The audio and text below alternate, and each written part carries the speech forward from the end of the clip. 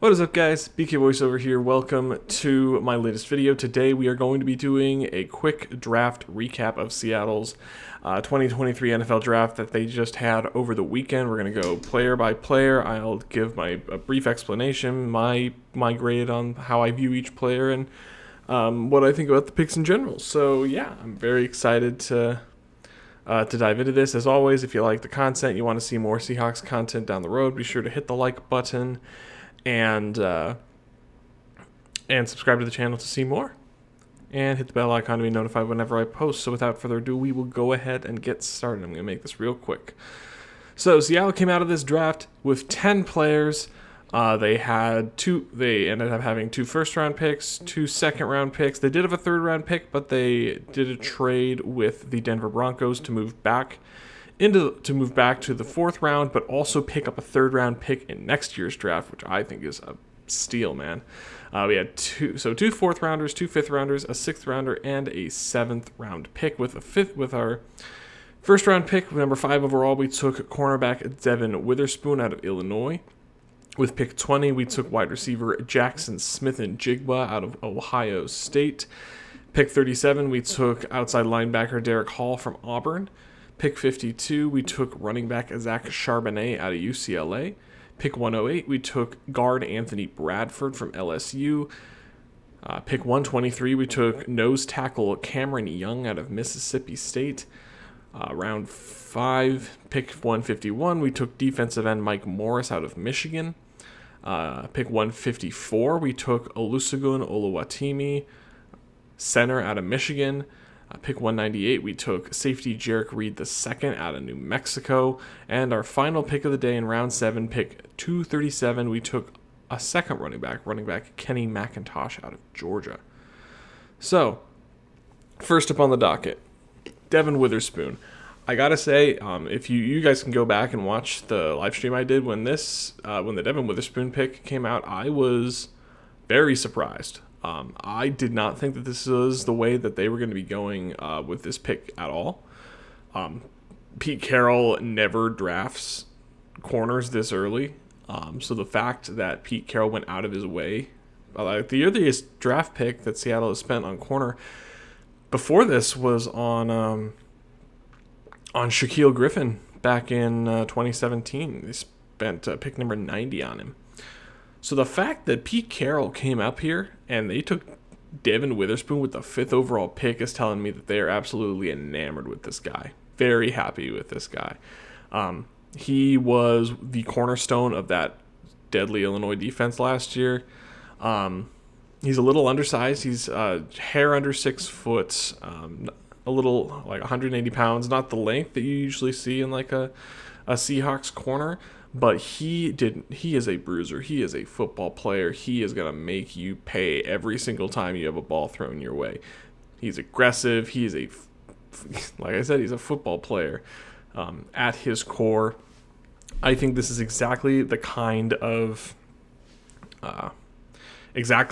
player that Seattle wants on the outside to pair up with Tariq Woolen. And now Seattle might legitimately have one of the most dangerous secondaries in the league. You got Tariq Woolen on one side, you got Devin Witherspoon on the other, you got Julian Love in the slot, you got Jamal Adams at strong safety, assuming he's back and healthy, and you got Quandre Diggs patrolling center field. I think this is a top 3 secondary in the league right now. Just taking a look at how this is. So fantastic get for Seattle at 5. Very happy with this selection, even if it's not the selection I expected. They did pass up on Jalen Carter, who I would have been okay with taking here, but then again, they have a lot more access to information about his character stuff than I do. So if they took a look at that and they said no thanks, who the heck am I to say otherwise? So yeah, fantastic get by Seattle. Very happy with their first pick. And then I didn't think that they would be able to impress me more at pick 20 than they did at pick 5. But oh boy, did they. At pick 20, Seattle went out and got arguably the best wide receiver in the entire draft, in Ohio State wide receiver Jackson Smith-Njigba. Now, he did not do much in 2022. I will preface it by saying that. That was mainly due to him having a hamstring injury that kept him out for a good chunk of the college football season. But if you want to understand why he went in the first round, you just need to go back and watch his tape from 2021. He was unguardable. He was an insanely dangerous player out of the slot. Wasn't absurdly fast, wasn't absurdly twitchy, but he just got open. His route running skills in this draft, only I think Zay Flowers is the only player that came close to JSN's route running ability, and he went 2 picks after this to the Ravens. So I'm very excited. He had the greatest wide receiver season by a Big Ten receiver in 2021. He set a Rose Bowl record with 15 catches for 347 yards and 3 touchdowns. JSN is a monster. Now, of course, the hamstring injury does give me pause because the soft tissue injuries, they tend to linger a little bit longer, but assuming he's fully back from that and it doesn't flare up again, Seattle could have the first or second most dangerous wide receiver trio in the NFL. I think the only other wide receiver trio that even comes that's on the same level as it right now is the Bengals with Jamar Chase, T. Higgins, and Tyler Boyd. I think Jamar Chase is better than both DK and Lockett. I think Lockett and DK are both better than T.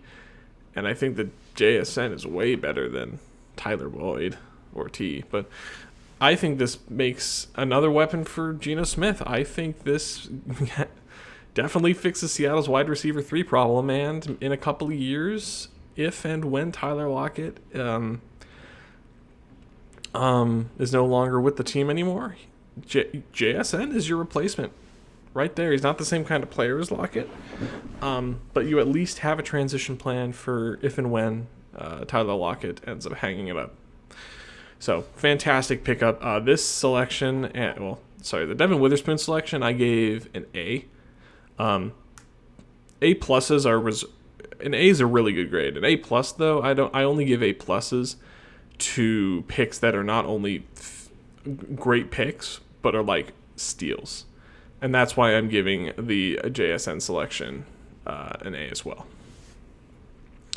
All right, so those were our two first round picks. So that's our day 1 selections. Moving on to our day 2 selections, we had 2 picks because we traded away pick 83 for pick 108 and a 3rd rounder next year, which, hey, we have another reason to root against the Broncos, so I will be pulling for that as well. Okay, so with our 3rd pick in the draft at pick 37 overall, Seattle went a different direction than I was expecting. They went out and got outside linebacker Derek Hall out of Auburn. I was not as high on Derek Hall as some other draft heads in the Seahawks community. I think I ended up having him around like 60th overall on my big board. And I wasn't super high on taking an edge rusher this early when Seattle had so many more needs on the interior part of their defensive line. But I've warmed up to the selection a little bit more. I didn't hate the selection when it happened. I just thought it was a little bit of a reach.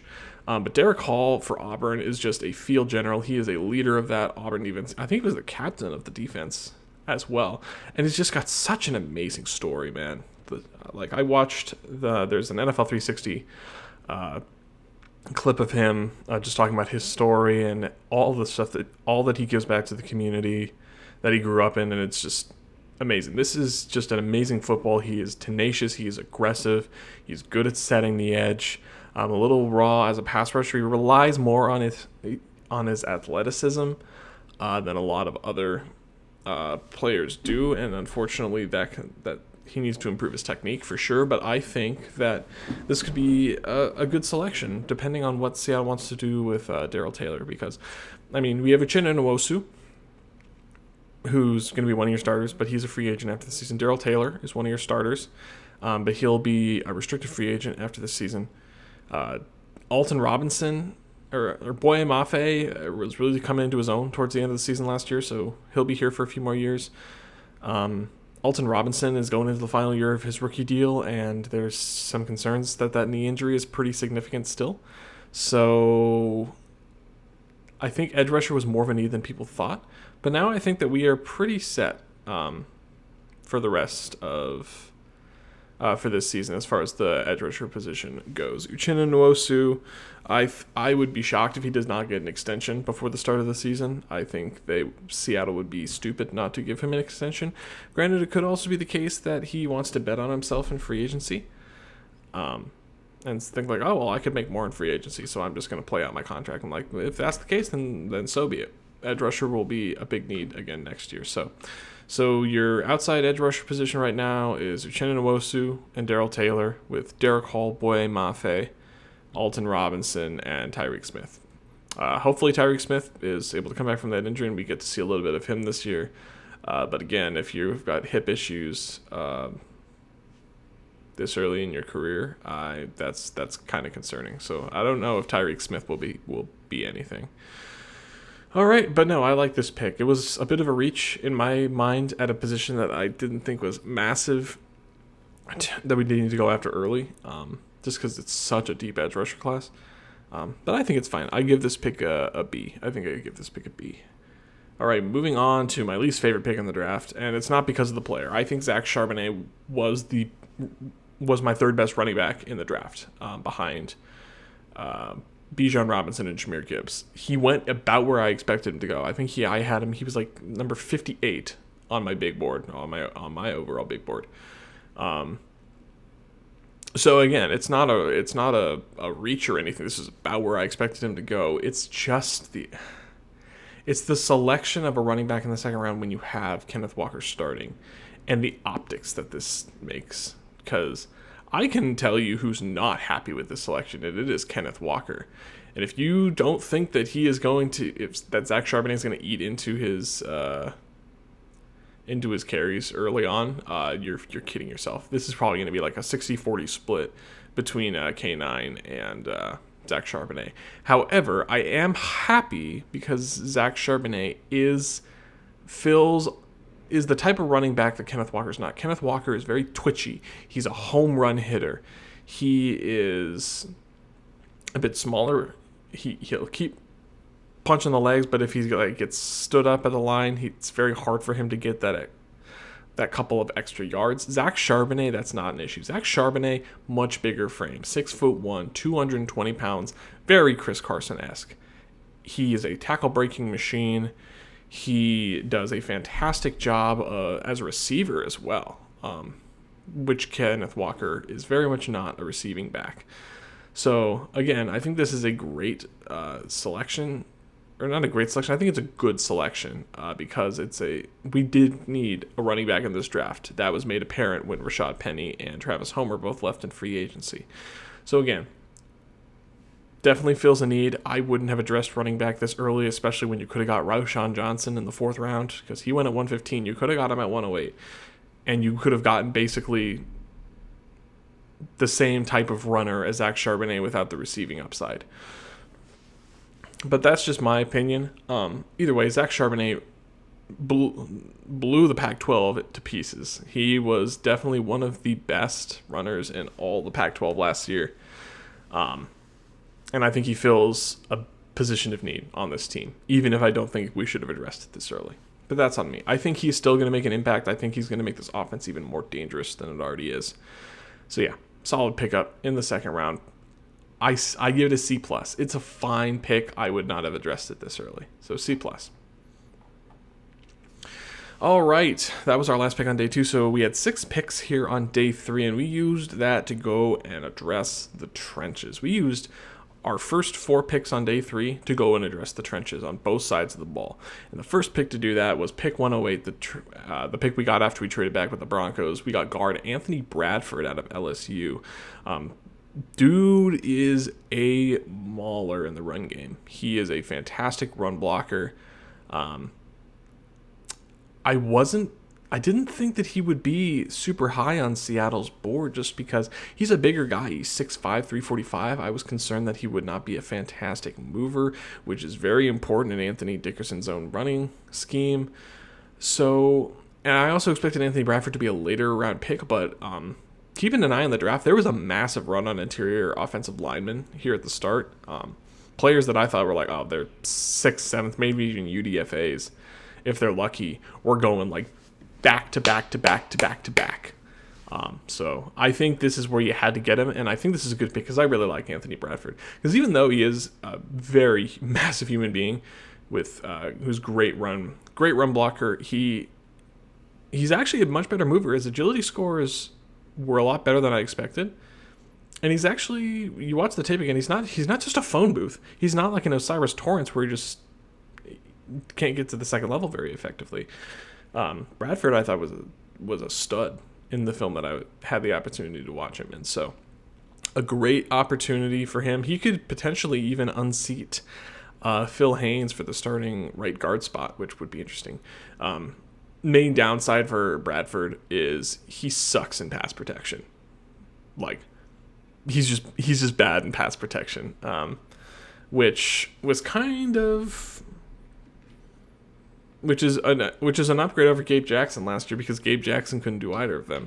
But he really needs to improve as a pass blocker, so hopefully he gets opportunities to do that. All right, but yeah, I think this is a solid get. I'm going to give this a B. This is a B. Moving on to defensive tackle Cameron Young out of Mississippi State. Has that flexibility to play nose tackle and 3-tech, so he could definitely fill the hole that Al Woods left, although it does sound like Seattle is looking to bring Al Woods back on a cheaper deal.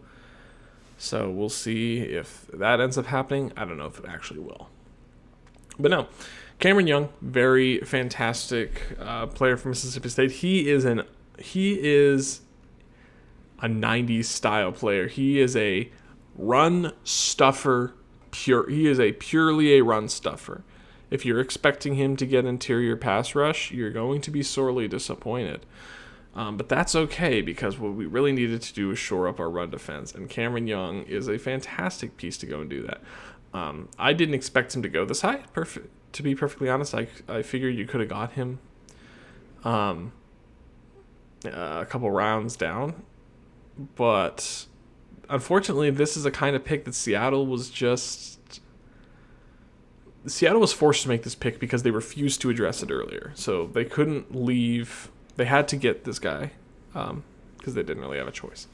But yeah, it's a fine pick. I had other players higher than this. Like I had Jared Clark higher than Cameron Young on my big board, but it sounds like my biggest thing that I kept talking about Jared Clark is there are some pretty severe injury concerns with him, and it looks like my fears were pretty well founded because he didn't even get drafted. He fell all the way to UDFA. I don't even know where he ended up going in undrafted free agency, but either way, Cameron Young, as far as an effort to get a young run stuffer, I can't complain.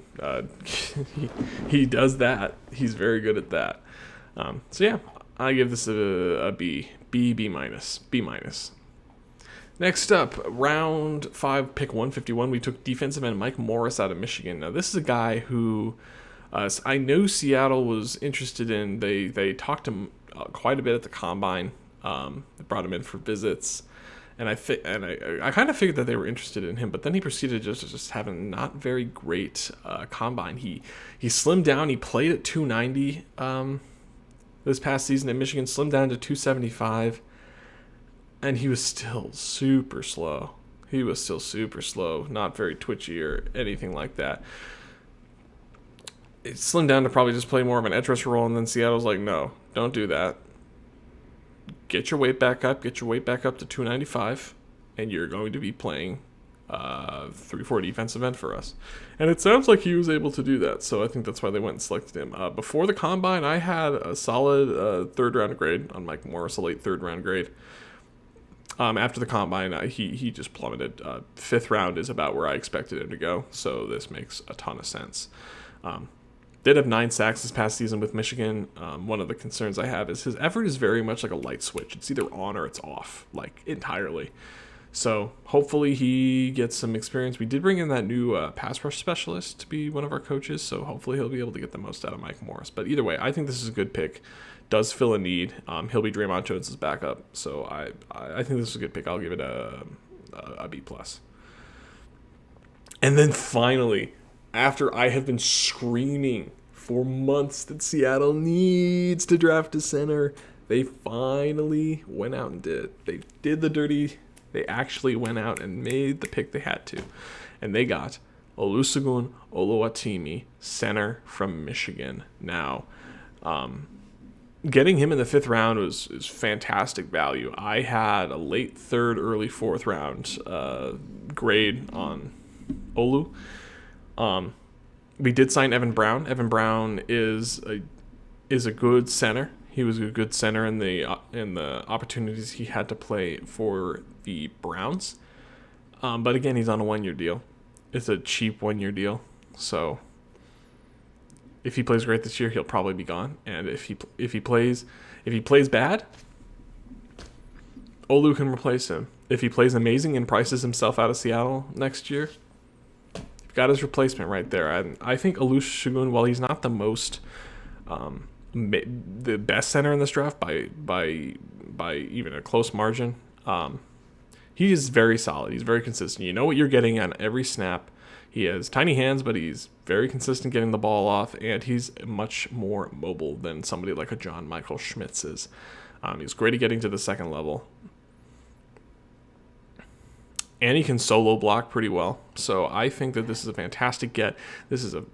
He'll compete day one for the starting center job.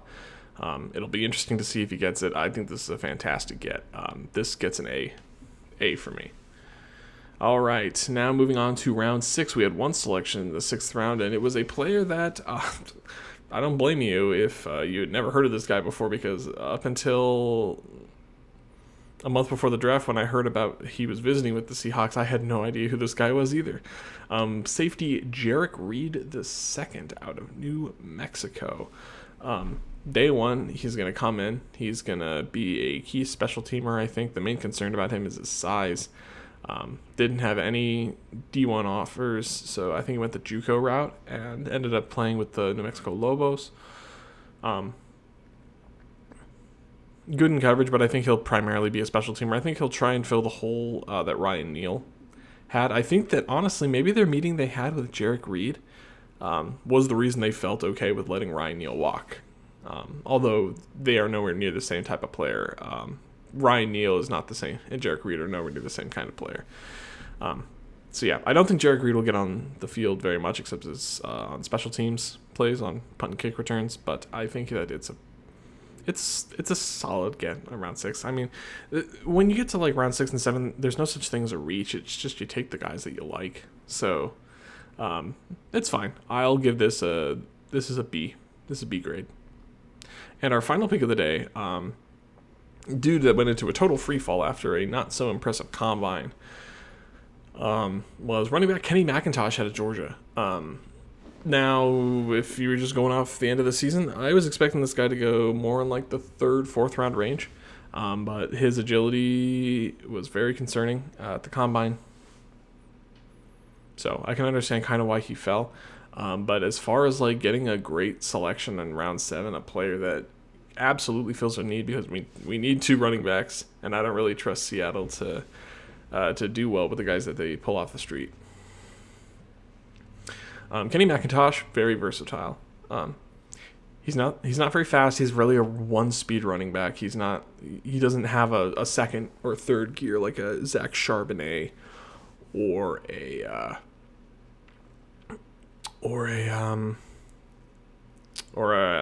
Ken Walker. He's very much a 1-speed running back, but he can catch the ball. He can catch the ball decently well. He runs the ball decently well. He's a decent blocker. That's what Kenny McIntosh is. He doesn't blow you away, but he's good. He's solid. He's versatile. He can do everything, just not very super well. So yeah, I think this is a pretty solid selection. Fills a hole. I think Seattle's offense is pretty well set up at this point to succeed. So with that, we will go back up to the top of the list. So just a quick recap of the grades that I gave. The Devin Witherspoon pick, I gave this an A. Same with the Jackson Smith and Jigma pick. I did give it an A+ the first time I looked at it, but then I thought about it more. I'm like, actually, this is more along the lines of where I expected him to go. Derek Hall, I gave this a B. It's a fine pick. It's a little bit of a reach, in my opinion, at a position that I think we could have addressed later. But I think it's a fine pick. I think he's a fantastic human being, an even better ball player. I think he will be a great addition to this Seahawks defense. Zach Charbonnet, again, he's this great. It's a C+. It's not the player. It's the position and where you took him with Ken Walker. I think you could have gotten the exact same player without the pass catching upside in the 4th round with Roschon Johnson. So this gets a C+ for me. Anthony Bradford pick. I would have said this was a massive reach a couple weeks ago, but just with the way that the run on interior offensive lineman went at the start of day 3, I think this had to be made.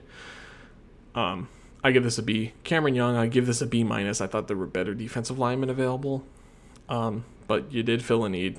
We need to improve our run defense, and Cameron Young absolutely does that. Mike Morris, I give this a B. 2. Olusegun Oluwatsimi, this is an A+ for me. Just it's massive value at a position of need. Got him a whole round later than I expected. J. Eric Reed, it's fine. It's a B pick. I didn't really know a whole heck of a lot about him before it, and I know a little bit more now. And yeah, it's an average pick. He'll be a key special teamer. I don't expect him to do much else other than that. And running back Kenny McIntosh at pick 237 in order to round out our running back room of K9, Zach Charbonnet, DJ Dallas, and now Kenny McIntosh. So solid pickup. All in all, I think this draft gets a B+. This is a B+ draft for me. I don't think it's as good as the 2022 draft, but then again, there's not going to be a case where a player like Tariq Woolen falls as far as he did. Like, Tariq Woolen was a 2nd round talent that went in the 5th round. You're never going to get that level. So, no, just because of the Tariq Woolen pick, I don't think this draft is as good as last year. So, anyways, that is the end of my quick draft recap. So, thank you guys so much for watching. As always, just a heads up, I will probably not be posting very much over the next couple of months just because we are in the middle of moving right now. We're finishing packing up, and then we're going to be doing a ton of traveling over the next couple of months, so I really won't have any time to go and make videos or any of my equipment, because I'm actually, after I'm done recording this video, I'm packing up my recording equipment for the most part and putting that in storage. So I might post some like smaller short videos like from my phone, but I'm not going to be like doing a video setup like this for at least a couple months until we get settled into our new place. So I appreciate you guys for sticking with me. Just know that there is going to be a lull in the content for a little bit, probably up until the start of the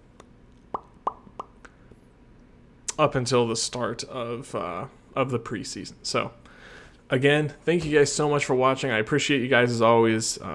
If you like the content, you want to see more, hit a like and subscribe to the channel. Comment down below what you would give as a grade for this draft. And as always, thank you guys so much for watching, and go Hawks.